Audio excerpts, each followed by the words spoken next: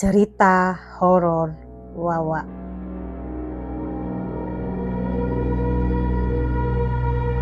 Gimana kabar kalian hari ini Wae? Semoga kalian selalu dalam lindungan Tuhan Yang Maha Esa. Amin, amin, amin, amin. Nah, kita langsung aja masuk ke ceritanya Wae. Ini cerita yang dikirimkan oleh salah satu teman kita, sebut saja namanya Andi. Nama ini udah disamarkan ya Wak. Jadi pesan dari cerita ini cuma satu. Jangan kalian membukakan pintu, apalagi di rumah baru, jam 1 malam. Jangan sok jago kalian. Penasaran kalian kan? Langsung masuk aja kita ke ceritanya, Wak.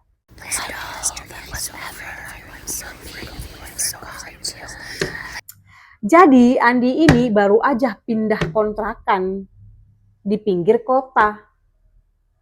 Kontrakan yang ditempatin si Andi ini modelnya model rumah lama, Wak.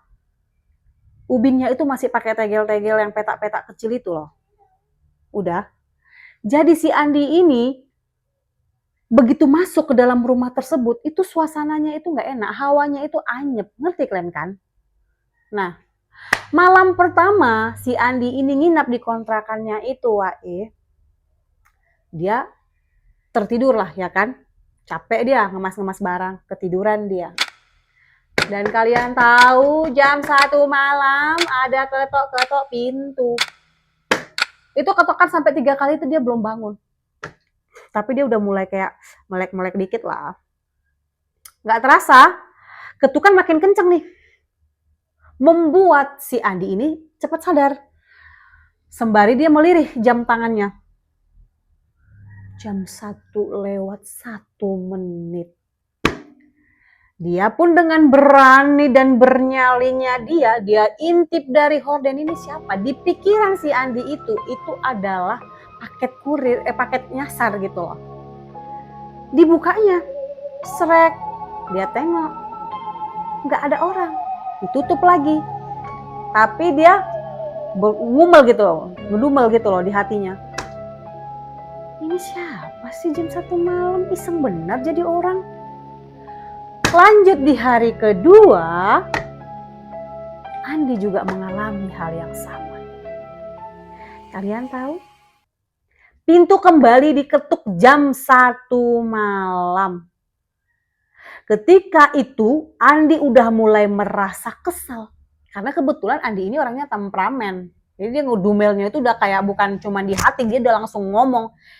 Kurang kerjaan benar sih jam 1 malam, siapa ini iseng benar? Dia buka itu pintu dengan tenaga yang kuat, gak lembut lagi, dia ceklek gitu. Abis itu dia tengok gak ada orang. Sialan benar ini orang. Kok ngerjainnya jam segini sih? Ajak gaduh apa ya? Dia tutup lagi tuh pintu. Tapi gak sengaja si Andi ini menoleh ke lantai bawah. Ketika dia menutup pintu, dia toleh ke lantai bawah. Dan kalian tahu apa yang dia lihat? Telapak kaki, bekas telapak kaki loh, bekas nginjakkan kaki itu loh. Kalian tahu kakinya sebesar apa ukurannya? Nggak habis pikir aku. Bekas telapak kaki bayi loh, Wak. Bekas telapak kaki bayi yang nginjek lantainya si Andi ini. Dan yang paling bom lagi adalah bekas telapak kaki itu bukan mengarah keluar, tapi bekas telapak kaki itu mengarah masuk ke dalam, seolah-olah sedang dipersilakan masuk gitu loh. Tapi nggak ada wujudnya, Wak. Yang ada cuma bekas telapak kakinya aja. Dan yang paling gonggong dari segala-galanya adalah, kalian tahu apa? Yes, cuma telapaknya dong, nggak ada jari kakinya di sini. Kalau aku di situ udah kabur kali ya. Ya berani guys. Telapaknya aja dia nggak punya jejak, dan jari kaki itu nggak ada. Itu bikin si Andi ini udah mulai agak-agak apa ya, merinding disco gitulah bulu romanya itu ya kan. Takut juga dia. Walaupun garang-garang gitu dia takut dia. Sesudah dia melangkah lagi dia ke dalam kamarnya, Dia lanjut lagi tidur, tapi dia selalu berpikir, ini pikirannya perang. Itu asli nggak ya yang aku lihat? Tapi kok nggak ada bekas kaki, bekas telapak jari-jarinya itu ya, jari-jarinya itu maksudnya bukan telapaknya ada. Apa ini gitu juga dalam hatinya ya kan? Berlalu hari itu, lanjut di hari ketiga. Hari ketiga dia pikir semua itu sudah berlalu. Dia pikir udahlah, udah hari ketiga ini pasti udah enak aku ini tidurnya. Tapi Andi salah, Wak. Kasihan. Andi salah persepsi. Yang paling gongnya di hari ketiga. Ternyata di jam 1:01 ketukan itu kembali datang lagi. Kenceng kali suaranya, Wak. Kenceng kali. Bikin dia langsung tiba-tiba tidur dengan amarah yang menggebu-gebu. Dia buka itu pintu. Kalian tahu gitu buka pintu dia? Masuk lagi jejak kaki itu. Dan kalian tahu jejak kaki itu bukan cuma menghilang kayak hari kedua gitu, tiba-tiba hilang gitu. Enggak. Mengarah ke arahnya si Andi. Dan yang pertama kali bunyi ketokannya itu sesudah diperbolehkan masuk itu dari bawah tempat tidurnya. Jadi tempat tidurnya itu bunyi. Bunyi dia. Menoleh lah ya kan si Andi ini. Karena tadi pas ngetok pintu, dia cuma nampak telapak kakinya itu aja. Habis itu hilang, terus dia tidur lagi, dia di bawah tempat tidurnya itulah. Bunyi dia, ketokannya lagi. Diambil lah senter sama si Andi nih. Karena dia udah persiapan, ya kan? Karena yang kemarin di hari kedua, dia nggak ada pencahayaan yang lebih jelas, sehingga nggak bisa, ya jejak kaki itu hilang gitu aja gitu. Ini udah standby dia. Senter itu ya kan di atas meja, diambil sama dia senter itu. Disenter lah dia ke bawah kolong tempat tidurnya itu. Kalian tahu ternyata bayi, Wak, bayi. Oh, spontan lah si Andi ini loncat ya kan. Teriak juga dia, walaupun dia laki teriak dia. Kaget dia. Habis dia lompat teriak dia kaget ya kan. Gak berapa lama dari belakang si Andi ini ada bisikan. Terima kasih ya. Kamu sudah bukain pintu dan mengizinkan aku masuk. Wah, asli. Andi langsung kemas barang, angkat kaki dia, caw dia. Langsung dia keluar dari kontrakan malam itu juga atau subuh itu juga, caw dia. Udah gak mau aku lagi lama-lama sini, stres aku katanya, caw ya. Udah, itu masih suasana gelap loh. Jam 1, kalian bayangkan. Taruhlah sekitaran jam 2 dia keluar dari situ. Dan setelah matahari udah mulai menerangi ini dunia, dia balik lagi lah, melapor lah dia ke warga situ dan dia minta untuk berhenti tidak ngontrak lagi di situ gitu kan. Sekalian dia ceritain tuh alasannya.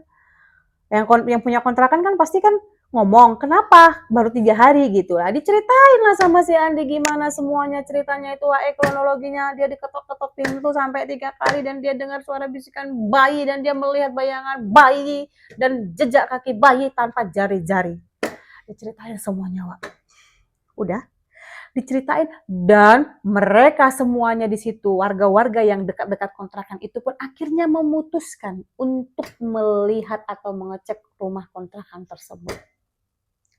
Pasti ini kalian gak akan ngebayangin bahwa ini ada di dalam itu, di dalam rumah itu. Pasti di luar nalar kita. Kalian tahu? Warga berbondong-bondong dan bekerja sama untuk masuk ke rumah itu dan mengecek rumah itu. Apa yang terdapat di dalamnya? Terdapat adalah tulang belulang bayi, Wak.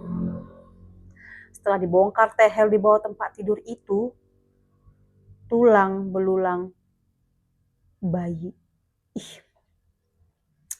Aku gak sanggup loh ngomongnya, ngebayanginnya aja aku kayaknya udah merinding dan gak habis pikir gitu loh, Wak. Ternyata ada tulang belulang bayi.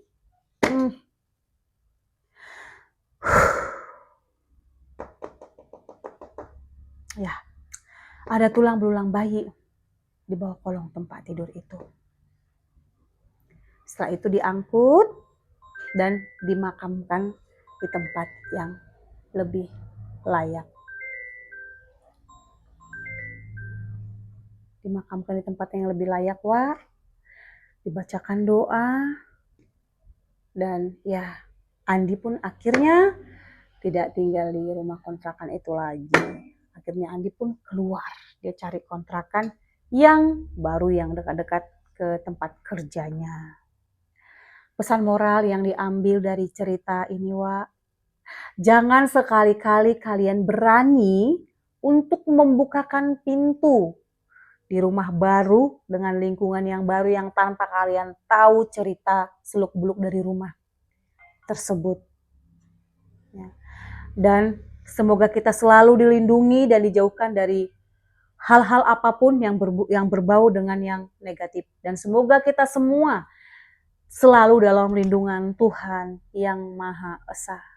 Nah, Wak, sekian cerita dari saya. Apabila wawak-wawak sekalian punya pengalaman horor atau pengalaman mistis lainnya, jangan sungkan untuk kirimkan email ke aku ya. Nanti akan aku angkat jadi cerita di video aku selanjutnya. Sampai ketemu di video aku selanjutnya, Wae. Jangan lupa komen, like, dan subscribe. Aku Insa Pasaribu, pamit undur diri. Bye-bye.